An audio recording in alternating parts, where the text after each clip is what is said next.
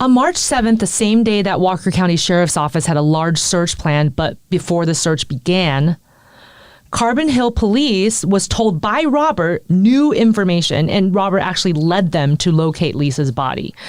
And his demeanor was really odd. Carbon Hill Police Chief Eric House said that Robert's demeanor was very calm when he went to go talk to the police, almost as if maybe he had contemplated it, made a thoughtful decision, and was proceeding to tell them and had already organized his own emotions around it. And Robert told police that Lisa's body could be found in Greene County, which is about an hour and a half away from Carbon Hill. And her body had been dumped there and was floating about a quarter of a mile from where Robert told investigators he had disposed of her body. So after this, Robert was taken into custody. He's held on a $250,000 cash bond, and he faces multiple charges, including manslaughter and abuse of corpse. However, as of this past Tuesday, prosecutors dismissed the manslaughter charge and upgraded it by filing a murder charge, claiming that he intentionally caused his wife's death by striking her in the head with an object more than once. And this information came from further investigation and a report from a state forensics lab, which backed this up, and that's why they upgraded it to this murder charge. So, Nerissa, you've reported a lot on all kinds of murder cases. Have you ever interviewed anybody who actually came forth on their own in a calm way to say, yeah, I'm here and here's what I did. Do what you will with me? Yeah, that's not uncommon. That's actually very common. People have to report someone missing. Someone else would. It'd be more odd for them not to.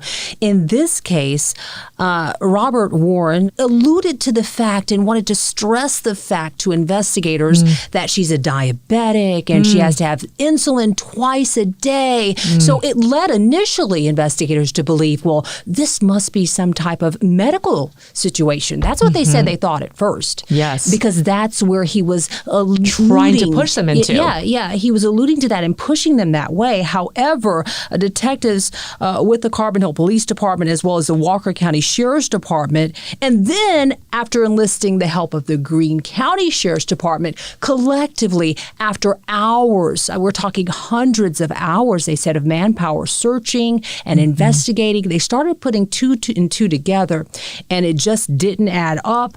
They are now even questioning if she had the severity of this insulin dependency that he alluded to. Again, Lisa Warren, she's a popular hairstylist in town. Everybody knows her. She's adored. They couldn't find anyone who had a bad thing to say about her, didn't like her. She's popular.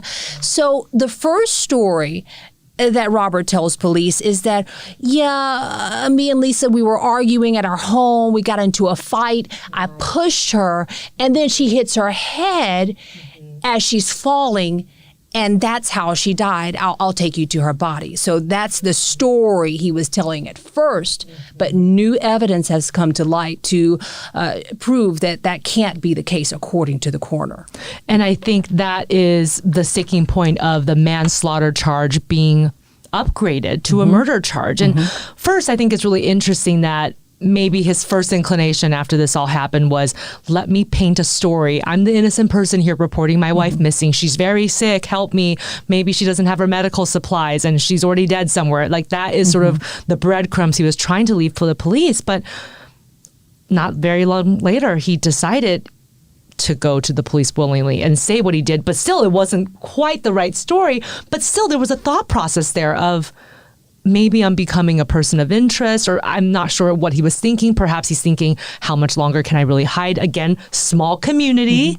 There's only so many suspects, and there's no other types of motives out there. As you already pointed out, she is a beloved hairdresser. Everybody knew her in town. I can imagine that her place of work is probably where everyone gathered to hang out and to talk and to hang out and to really just enjoy each other's company.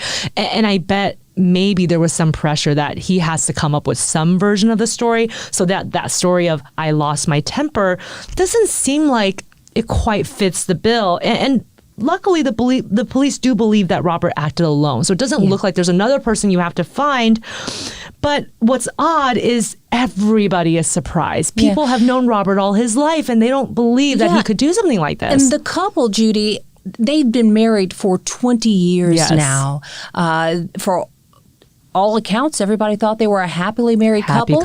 They have 3 daughters. One lives in Canada, an older daughter. And then together they have 16-year-old twin girls who go to school at the local high school. So they're in the mix of all this, now grieving their mother. And their father, whom everyone looked up to, who had just been appointed to city council 9 months or so ago, now he's a murder suspect and been charged with their mother's murder and abuse of corpse.